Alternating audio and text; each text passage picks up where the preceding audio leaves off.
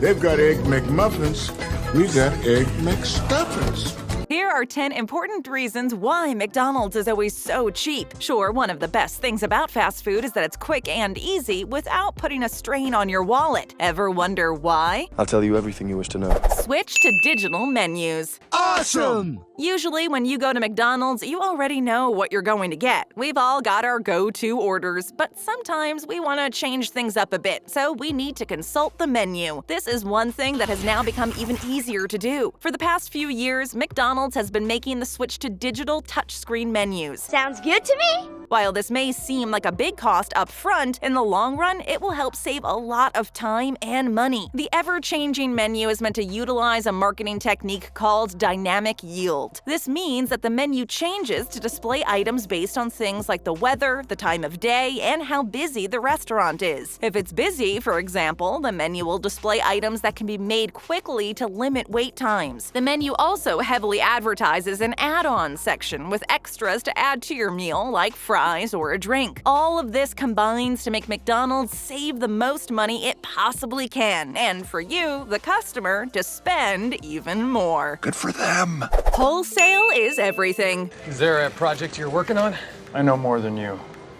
All right. If you've ever shopped at Costco or Bulk Barn, you know that buying in bulk is a great way to save money. McDonald's understands this as well, and it's one of the ways it saves big on costs. Imagine, instead of buying food for one single outlet, you're buying food for nearly 40,000 restaurants worldwide. If you think about how much money you save buying in bulk, imagine how much money a huge corporation like McDonald's can save. Since McDonald's tends to buy all of their products from the same suppliers, their constant business and large orders get them a big discount. Discount? This is one of the big ways they're able to keep their products cheap. McDonald's is the world's largest buyer of beef, pork, potatoes, lettuce, and tomatoes. They're also the second largest purchaser of chicken, behind only KFC. The phrase buying in bulk takes on a new meaning with this fast food corporation. This, combined with all the other things on this list, means that the customer gets a relatively inexpensive meal. I wouldn't mind. Selling cheap food makes money.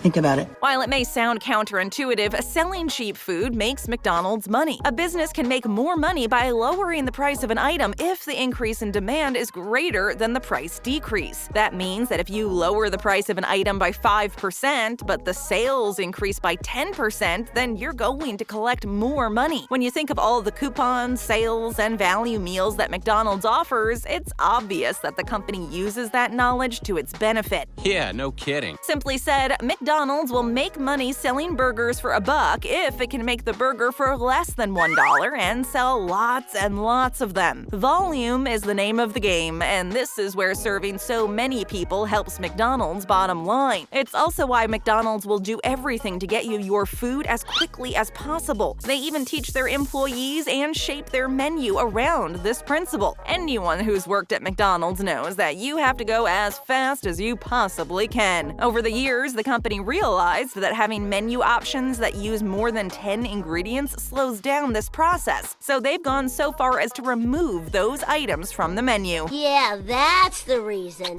Cheap ingredients. Isn't that eternal damnation you're chowing down there? You can't tell Michelle. Everyone knows that McDonald's is bad for you, but why is it bad exactly? Well, one of the reasons may be because the company always goes for the cheaper alternative when it comes to ingredients. For example, let's think about where this fast food company gets its eggs. McDonald's has, historically speaking, used caged eggs. According to its site, only 12 million of the 2 billion eggs McDonald's serves in the United States each year are cage-free. That's 0.06%, not a big amount at all. Well, maybe Cartman had a good reason. The reason behind this is simple. While it may be better morally to have cage-free eggs, financially speaking, it's more than the company is willing to spend. The cost of producing cage-free eggs is significantly higher than caged eggs. Farms have to upgrade their facilities and pay more in labor, not to mention the fact that hens produce fewer eggs when roaming free. The average cost of 1 dozen caged eggs is 91 cents. The price of cage-free eggs is nearly 3 times higher at $2.65. Another way McDonald's sources cheap ingredients is by shopping overseas. When purchasing something from a poorer countries, it will cost McDonald's less than if it had done so from a domestic producer. It makes sense, doesn't it? Big partnerships with big companies. I thought I was already your partner. Whoa, cowboy. One of the most advertised partnerships that McDonald's has is with Monopoly. It started in 1987, and it adds a little fun for anyone who eats at McDonald's. During the promotion, most products come with a Monopoly property sticker or coupon, which customers collect and place on a tiny Monopoly board. Certain rare properties may be worth a prize on their own, or if a person collects all the pieces, they can get a bigger prize. That's interesting. That's very interesting. Only more expensive products on the menu carry the sticker to encourage people to spend more money in the hopes that they will win something. Partnerships like this draw fans of the game, or fans of McDonald's, into spending money that they otherwise wouldn't have spent. More recently, McDonald's partnered with food delivery services like Uber Eats and DoorDash to offer their menu on the apps for delivery to customers' homes. This is a win-win situation, as McDonald's charges their normal rate for food, but also a fee for the delivery and app service so that they do not have to pay the delivery companies, their customers do. This allows McDonald's to make money off of people who cannot or do not want to drive to their local McDonald's, who will instead pay extra for the convenience. Business is good. It has a big side business. Just keep it between us, okay? Even though McDonald's is one of the biggest and most successful fast food restaurants in the world, selling food is not their main concern. It's simply a side hustle. The real deal? The giant real estate company masquerading as a fast food empire. You're not in the burger business. You're in the real estate business. The way it works is pretty simple. McDonald's sells their name, branding, and proprietary formulas in exchange for a share of the franchisee's profits, as many other franchises do. But the only difference is McD's franchises have to pay rent since the corporation owns most of its locations' physical properties. McDonald's buys up cheap locations and then leases these lots to franchisees using variable rates. This means lease payments continue to rise over the years even though the cost of McDonald's doesn't change. The chain has 36,000 locations, 90% of which are owned by franchisees, and the average franchise pays nearly $400,000 a year in rent and associated fees. So if you do the math, you get to a pretty big revenue stream, which in no way affects your ability to sell cheap food. The truth is, as long as the doors are opened, McDonald's is making money. With increasing rents and new locations opening up every day, it's no wonder the prices are so low. They can afford it. Yeah, no biggie.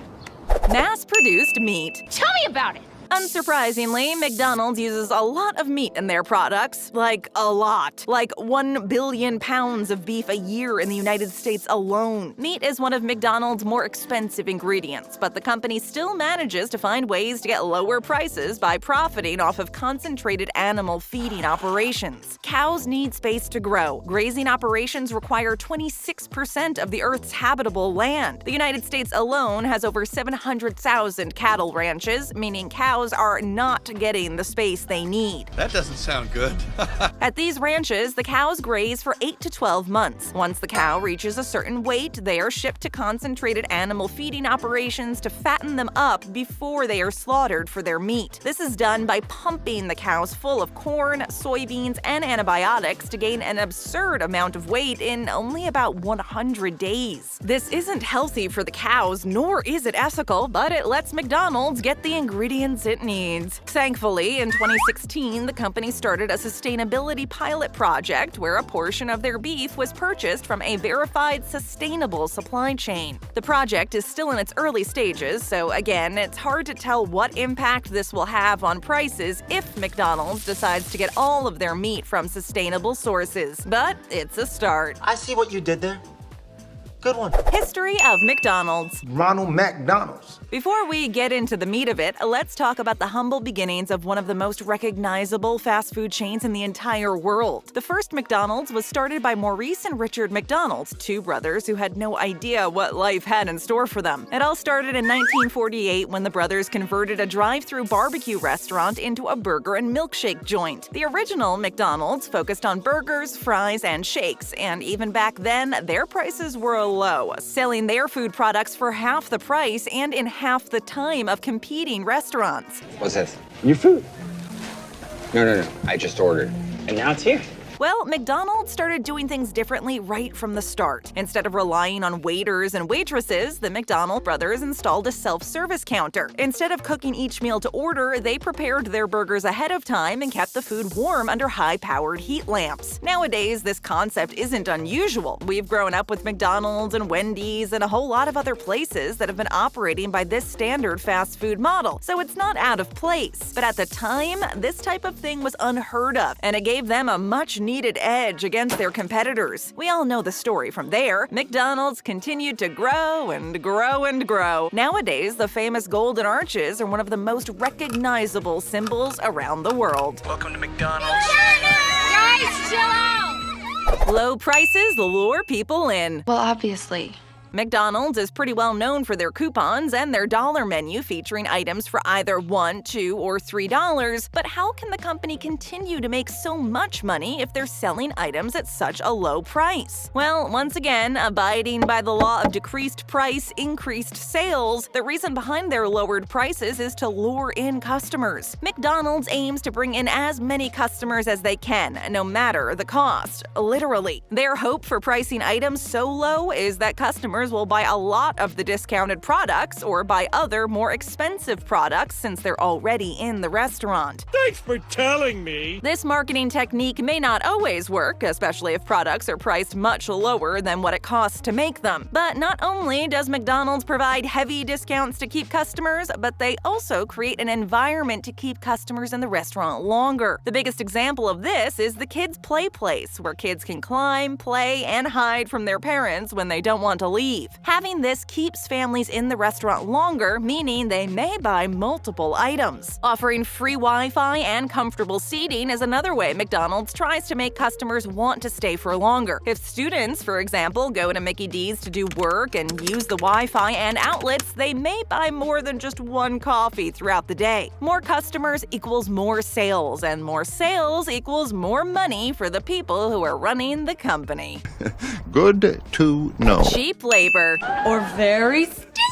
Working at McDonald's, or any fast food joint for that matter, is one of the most common jobs for students or people with no work experience. Considering that the workforce is an extremely important part of any business, you would think that they would treat their employees better. For McDonald's in the US, that's not the case. Why? Because they know they can get away with it. In the recent past, the wage at McDonald's in America was a measly $6.25 an hour. It has gone up slightly to $7.25 an hour as the minimum wage across the United States was increased. On average, even when including supervisors and managers, the hourly pay is only $8 per hour. This is because managers tend to only get a wage increase of 50 cents an hour. Regular workers tend to only get a 5-cent raise in their 6-month reviews. So, just be patient.